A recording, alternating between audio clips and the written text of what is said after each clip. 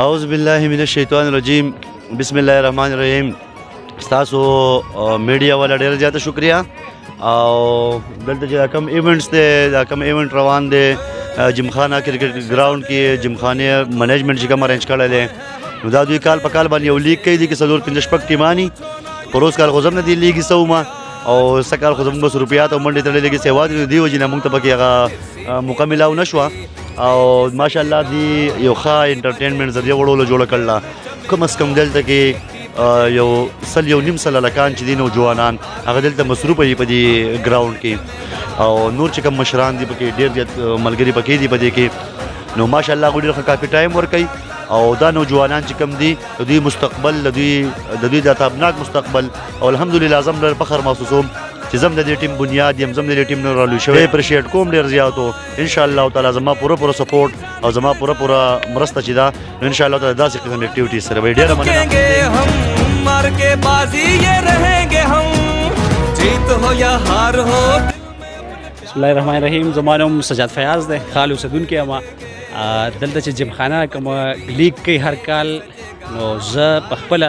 ځان داسې ګڼم چې زه د جمخانې او د هغې سره د خال چې څومره کرکټ او د سپورټس کلبونه زه د هغې یو حصه ځان ګڼم او خاص کر جمخانې چې د بخال د ټول نه پخوانی کرکټ کلب دی. جمخانه چې څومره د اکټیویټیز کوي نو یو ورسره د سوشل اکټیویټیز هم کوي ویلفیر اکټیویټیز هم کوي او ورسره د سپورټس اکټیویټیز هم کوي نو دا موږ دپاره د یو فخر خبره ده. بل دا د نوجوانانو دپاره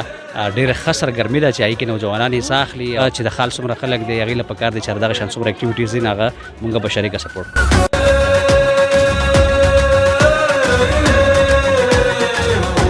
اعوذ بالله من الشیطان الرجیم بسم الله الرحمن الرحیم. د ټول ناول جمخانه کرکټ کلب د منیجمنت کمیټي ډېره زیاته شکریا ادا کوو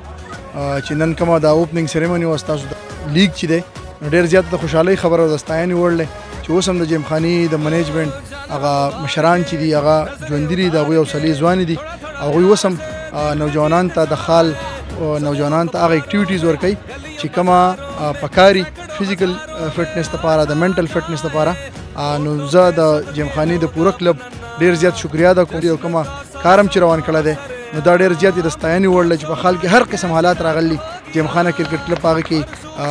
پیش دی همیشه دیو د غریبو سره مرسته کړله د غریبو سره ولاړلی ستاسو ډېر زیات موږ شکریا ادا کوو ډېر زیات ستاینه هم کړو. بسم الله الرحمن الرحیم. زه په دې موقع باندې د اسد بای ډېر زیات مشکور یم چې هغه راغله او زموږ د پروګرام نه ښکلا ورکړه نو زما سره الفاظ دي چې زه دوی شکریا ادا کوم او انشاءالله تعالی زموږ دا کوششونه چې دا کوم ایونټس مونږ کړي دا هر کال مونږ کوو په کال کې تقریبا 2 ځله مونږ کوو نو زه بیا هم تاسو دعوت درکوم چې تاسو زموږ د ایونټ ته راځئ او دغه شان چې کوم خلکو ته ښایي او یو ځل بیا ستاسو شکریا وکړم.